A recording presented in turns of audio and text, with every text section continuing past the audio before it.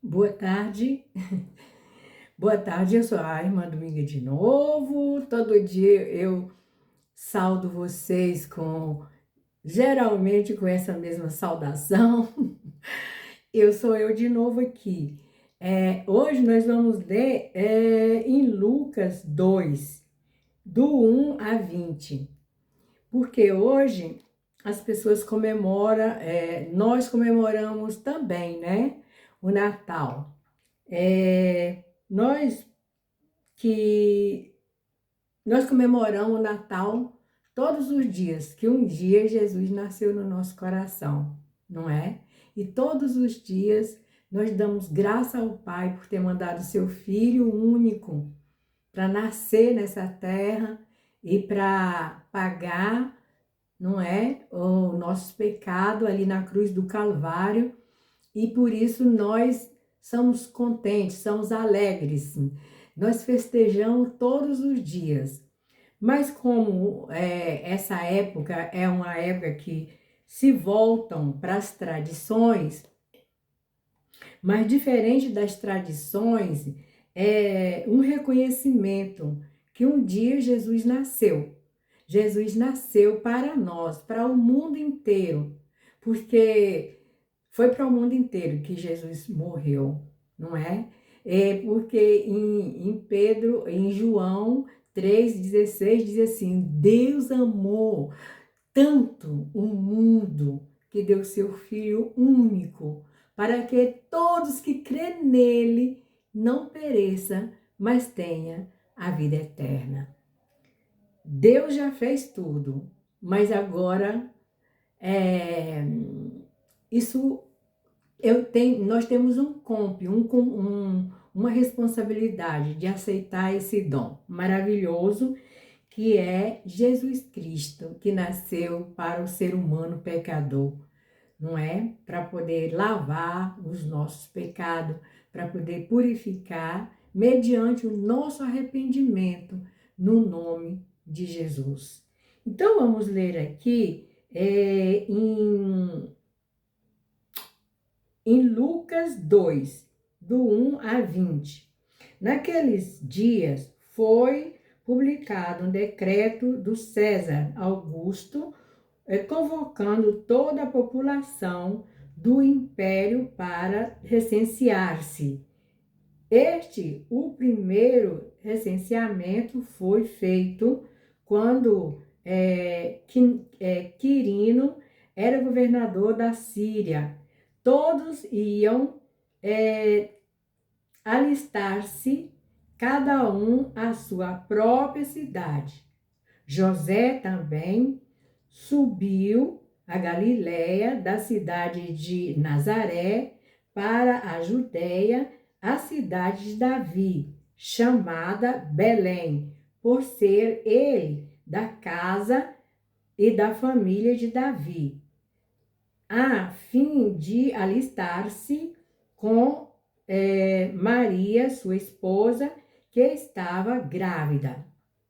Estando eles ali, encontrou, completando-se-lhe os dias. Quer dizer que Maria estava grávida e estava completando os dias, né? No 9º mês. E esta deu à luz o seu filho primogênito, enfaixou-o e o deixou em uma manjedoura, porque não havia lugar para ele na hospedaria. Não havia lugar para o grande Salvador, um lugar para ele, né? Na hospedaria. Isso me deixa bem assim, pensando, né? Refletindo. Os anjos, os pastores, havia naquela mesma região, pastores que viviam nos campos e guardava o seu rebanho durante a vigia da noite. E um anjo do Senhor desceu, um anjo do Senhor desceu onde eles estavam, e glorificando, e a glória do Senhor brilhou no redor deles, e ficaram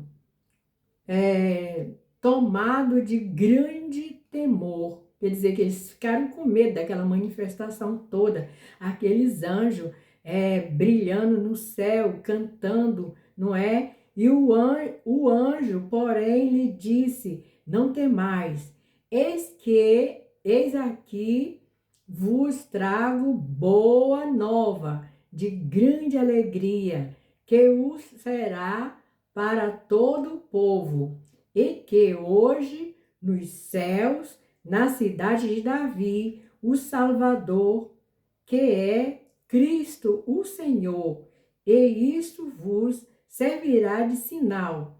Encontrareis uma criança enrolada em faixas e deitada em uma manjedoura. E subitamente apressou com os anjos uma multidão da milícia celestial, louvando a Deus e dizendo: glória a Deus nas alturas e paz na terra, os homens que ele quer bem.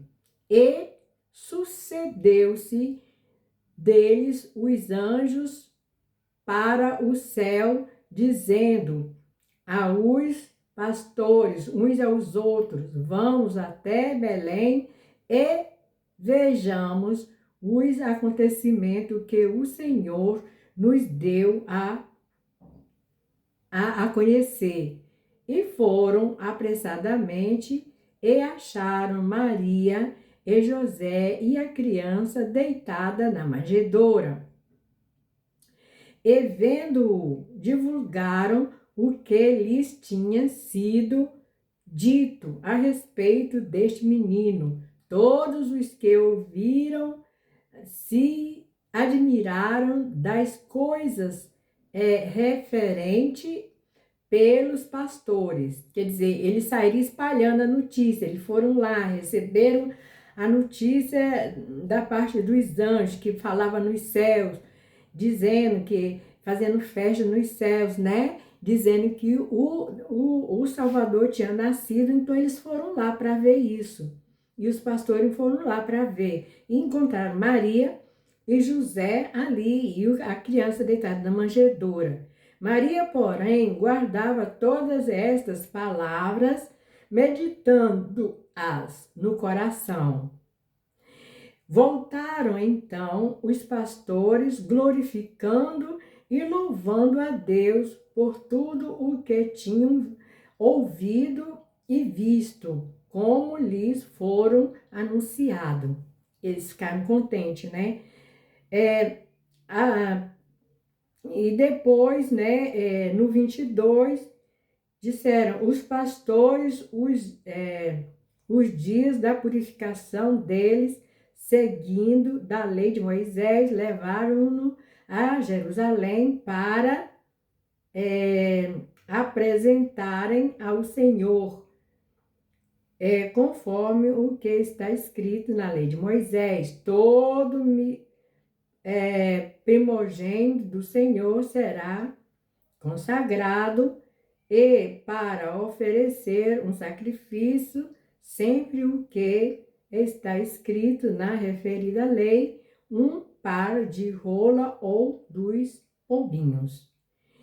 Então, gente, esse daqui, Deus não foi fazer todo esse trabalho, todo esse plano de descer um filho encarnando em carne, porque em João 1:1 já está dizendo que ele era o verbo, e o verbo, ele veio e se encarnou e se fez carne e veio morar entre nós. Então, os anjos foi tudo coisa arquitetada por Deus. Então os anjos já veio, já deu o nome para Maria, diz: olha, vai ser o nome desse menino, vai ser esse. Então já deu o nome dele, já deu tudo. Então era para todo o povo, é para todo o povo essa manifestação de Deus por meio do seu Filho. Então, que nasça Deus nesse tempo que as pessoas usa o Natal como tradição, que realmente abra o coração para aquele que pode renovar, transformar para aquilo que ele veio. Então, essa é a novela, a novidade que Deus tinha escondido nos céus até os dias que Jesus nasceu. Ele tinha ele teve com ele lá no céu, mas já estava movendo as coisas para poder chegar aquele dia.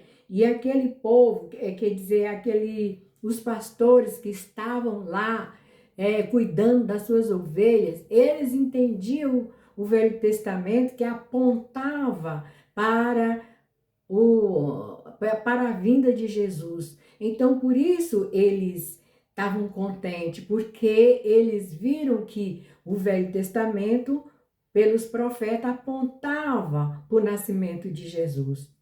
Então, eles estavam contentes por isso. Estavam contentes porque esse, não tem um outro. Deus não tem um outro plano para o ser humano, para poder salvar a vida do ser humano. Esse é o plano para o ser humano, para poder a pessoa aceitar esse presente que Deus mandou e que está ainda o tempo da graça para cada um se arrepender e receber esse presente de Deus que não foi nos dado. Esse menino nos foi dado. Ele está escrito em Isaías 9:6, que ele já estava preparando, um menino nos foi dado, ele foi trazido para nós, ele será, mas ele não ficou menino, ele cresceu, ele pegou a sua responsabilidade de ministério, de orientar, de ensinar, de salvar, de curar, não é? Então, o ministério de Jesus é esse na terra, mas preparando o homem para poder ser homem transformado para ir morar no céu, no lugar aonde ele está preparando, aonde ele preparou-nos um lugar, porque está escrito na sua palavra que ele foi nos preparar nos lugar. Depois que ele fez o ministério dele de 3 anos, ele foi preparar-nos um lugar. E tudo que nós precisamos saber de Deus, tudo que nós precisamos saber da salvação, está nesse menino que nasceu. O Senhor Jesus, o Senhor lindo, Jesus maravilhoso, e que, ali onde eu citei agora, que é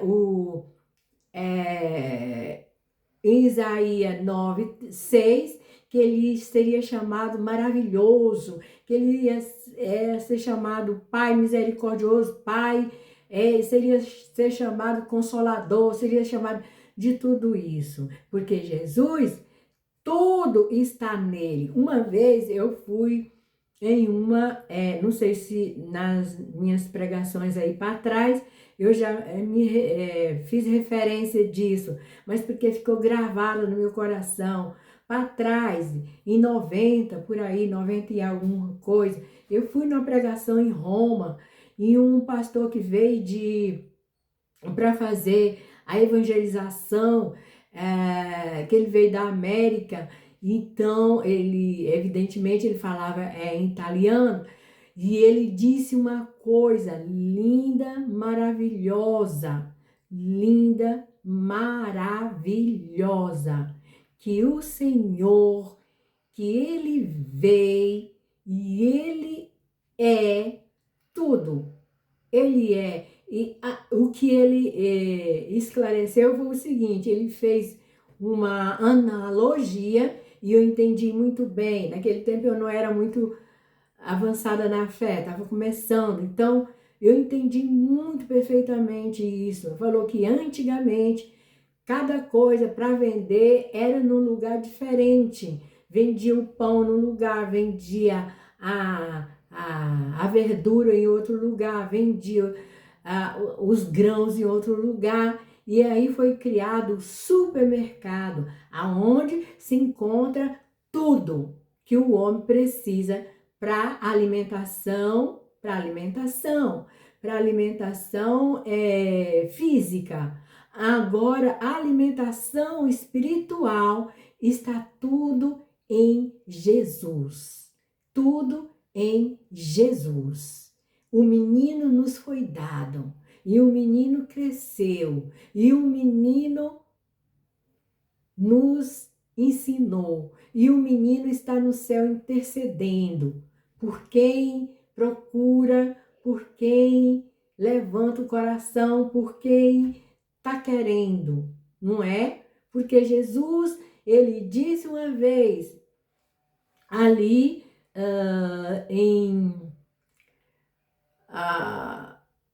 no último livro, né, da Bíblia, em Apocalipse, ele diz: eu estou à porta e bato. Se alguém abrir, eu entrarei e cenarei com ele e ele comigo. Que isso aqui vai significar, o que vai significar uma nova vida, um novo coração, um coração transformado, um coração alegre. Não olha para a circunstância, porque o reino de Deus, ele disse, uma vez, explicou isso para os discípulos. Perguntar onde que está o reino de Deus, onde foi, onde que está. Ele disse, o reino de Deus está dentro de vós. Se nós não entramos, deixamos Jesus entrar no nosso coração, o reino de Deus está fora de nós. Estamos tendo uma aparência exterior, mas dentro não foi transformado. Deus quer que cada um de nós seja transformado pelo poder do seu sangue na cruz derramado no Calvário. Hoje a gente está falando de morte, a gente está falando de vida, mas um dia para ele morrer, ele teve que nascer. Então, louvado seja o Senhor nessa época aí que, por tradição, se comemora o Natal. Tá bom, meus amados? Tá bom, minhas queridas? Tá bom, meus queridos?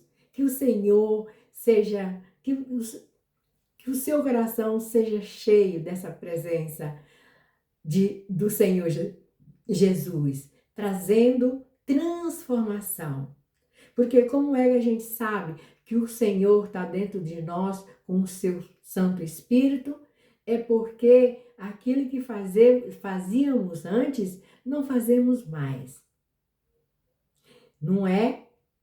Paulo escreveu que nós temos que o quê? Mudar de roupa, tirar a roupa velha, a roupa do pecado, a roupa da imundícia, a roupa da ignorância, da ignorância daquilo que somos em Cristo Jesus, e então que possa resplandecer a luz do Senhor, trocando as nossas vestes enxovalhadas do pecado para uma roupa brilhante, uma nova roupa, um novo vestimento, um novo começo. Que este ano possa ser um novo começo na sua vida, um novo começo em todos os aspectos, não é? Todos os aspectos, na vida familiar, na vida espiritual, na vida intelectual. Porque eu estou falando aqui das coisas espirituais, porque das coisas intelectuais, as faculdades já tomam conta disso, né? De nos ensinar as coisas intelectuais. Mas Jesus também, ele nos dá sabedoria, não é? Sabedoria. Antes de eu começar de ler aqui, E de ontem até hoje estou orando, Senhor, me dê sabedoria. Em mim não tem sabedoria, em mim não tem possibilidade, em mim não tem capacidade, mas eu espero no Senhor, Ele que tem capacidade, Ele que nos dá sabedoria. Em Tiago está escrito, aquele que falta sabedoria, pede ao Senhor, que Ele é rico, não é? E nos dá. Que o Senhor seja abençoado na